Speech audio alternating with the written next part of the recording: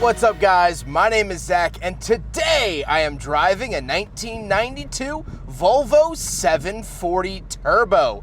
Up front is a 2.3-liter turbocharged inline-4, and down below is a 4-speed automatic transmission. Now, I am super excited to be driving this 740 for a couple of reasons, but mainly the fact that I love these older Volvos. I haven't specifically driven a 740 before, and so I'm excited to share this really awesome example with you today. But if you'd like to share your vehicle with me, you can head on over to my website, zackpradel.com/submit. It's a quick and easy submission form, takes under a minute to fill out, and I come out to you. But let's get back to that 2.3-liter turbo under the hood. Well, this particular car has been modified. It actually has the turbo from an 850, as well as an aftermarket tune on it. But the original engine made about 168 horsepower, which wasn't anything crazy, but is a lot better than the naturally aspirated engine that was offered. Now, like I said, paired to it is a 4-speed automatic transmission, and that's how most of these cars came. You could find them in manual,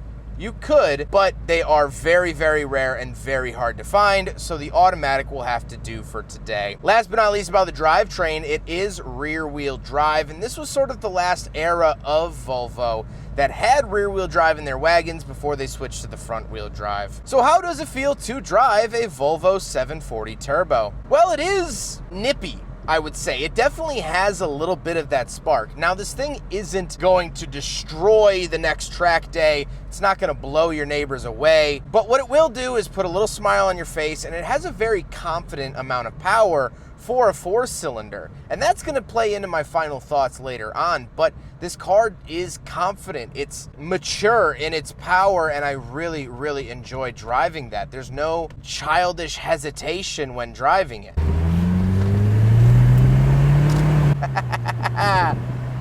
That's fun. And look at all these. Hold on. Dodge Dart.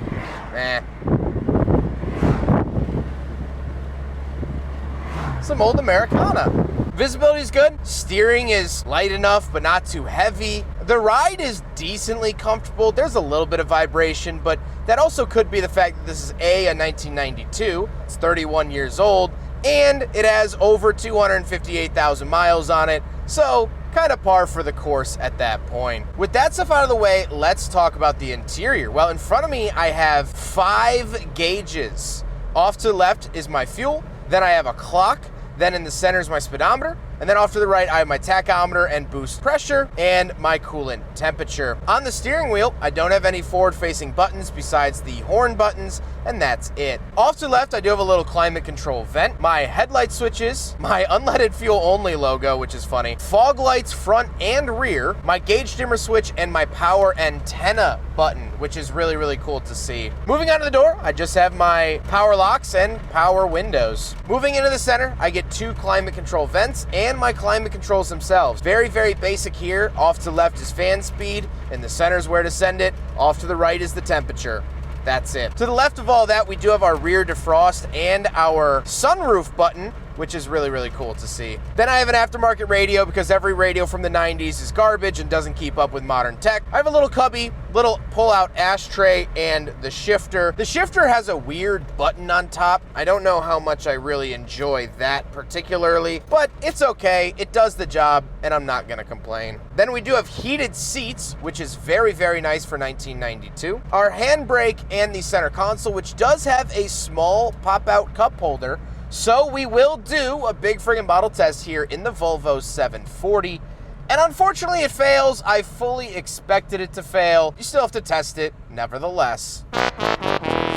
Then we gotta talk about the seats. The seats are leather and they actually are very, very comfortable. The 740 does comfort very, very well. And so I love seeing that here. And they are heated, which again for 92 in like a not super top trim vehicle, it's really, really nice to see. But speaking of seats, we do have back seats. So let's go do a back seat review. All right, so we're in the back of the 1992 Volvo 740 Turbo, and it is very, very comfortable. The plush leather carries on back here. I do get a center console. It's just a big foam brick. And funny enough, not only do I have an ashtray down here to be expected, but I have a fastened seatbelt light that looks like the tail light from a motorcycle. That's how big it is. kind of funny there. But I am a big boy. I'm 5'11", not a small guy, and I fit back here great. Head's not hitting the ceiling. Knees aren't hitting the seat in front of me. This is really, really a slam dunk. However, this is not the final seating options for the Volvo 740 Turbo, and I have struck out before. But today, ladies and gentlemen, this has the rear-facing third row. Let's take a look. All right, around the back of the 740 Turbo, pull it up like that, and here we are. First of all, I do want to talk about this cage can actually be put up if you don't want it down, but we'll leave it down. But here it is, ladies and gentlemen.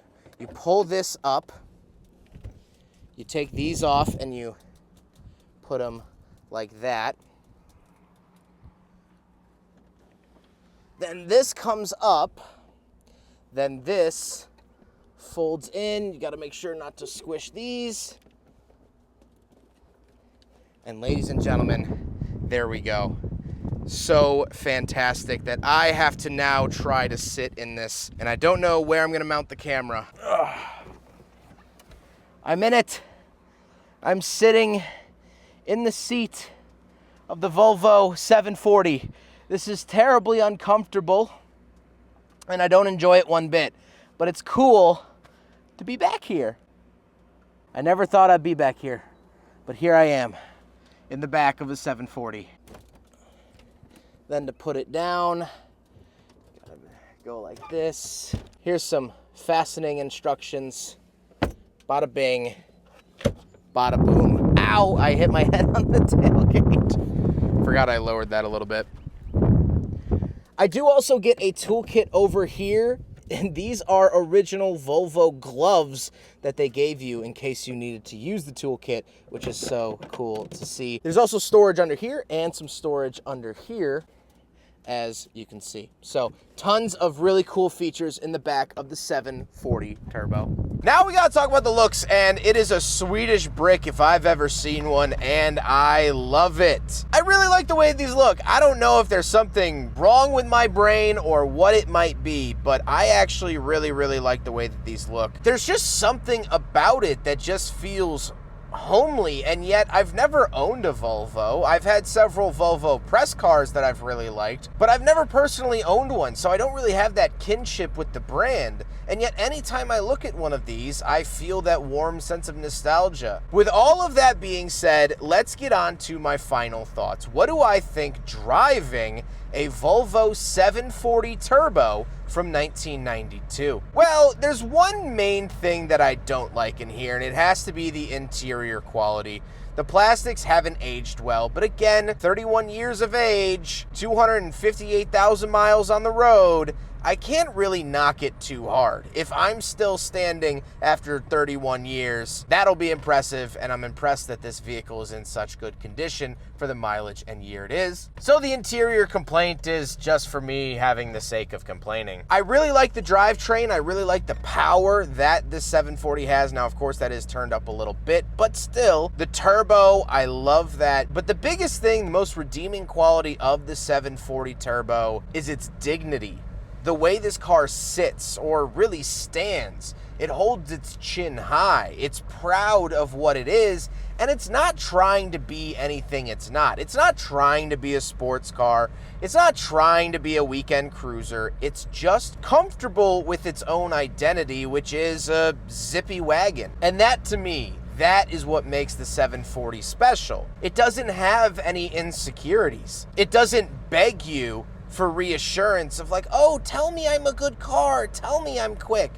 No, it doesn't care. It's indifferent, but not in like a negative indifference. It's just take me or leave me, but take me as I am. And for you, Volvo 740, I most definitely will take you as you are, and I enjoy you as you are. And that's not to be said about all cars. There are some cars that just drive with insecurity hovering over them like a storm cloud. They're not sure what they want to be. The marketing department didn't agree with the styling department, who didn't agree with the engineers, who didn't agree with the paint booth people. But not this. This feels like one cohesive automobile, and I know that might sound egregious or superfluous, but it's really, really not. I really, really thoroughly enjoyed this Volvo 740 Turbo. I hope you guys enjoyed the video. Huge thank you to Adrian for letting me take out his Volvo 740. I was so excited to do this review. This thing is neat, and Adrian has been fantastic to work with. So huge thank you to him. But I hope you guys enjoyed the video. Don't forget to rate the video, comment on the video, and subscribe if you really liked it. Take care, guys.